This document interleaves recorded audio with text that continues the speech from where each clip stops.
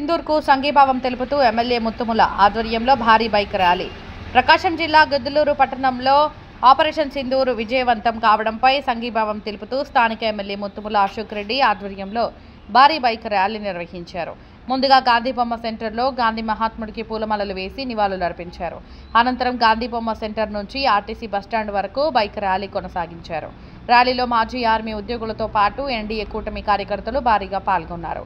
కార్యక్రమాన్ని ఉద్దేశించి ఎమ్మెల్యే అశోక్ రెడ్డి మాట్లాడుతూ పహల్గాంలో 26 అమాయక టూరిస్టులను ఉగ్రవాదులు పట్టణపెట్టుకున్నారని, మన దేశంతో పాటు కాశ్మీర్ అభివృద్ధి చెందుతుందని ఓర్వలేక పాకిస్తాన్ ప్రభుత్వం ఉగ్రవాదులతో చేతులు కలిపి దాడులు చేయించిందని ఆగ్రహం వ్యక్తం చేశారు. ఇటువంటి దాడులకు భారతదేశం భయపడదని, ఆపరేషన్ సింధూర్ పేరిట కేంద్ర ప్రభుత్వం ఉగ్రవాదులను ఎరివేసి పాకిస్తాన్కు గుణపాఠం చెప్పిందని అన్నారు. ఆపరేషన్ సింధూర్ విజయవంతం కావడానికి కృషి చేసిన త్రివిధ దళాలకు నా సెల్యూట్ అని ఎమ్మెల్యే అశోక్ రెడ్డి అన్నారు. జై సింధూర్ జై భారత్ అని నినాదాలతో గిద్దలూరు పట్టణం మారుమోగింది. కార్యక్రమంలో ప్రజలు స్వచ్ఛందంగా భారీగా పాల్గొన్నారు.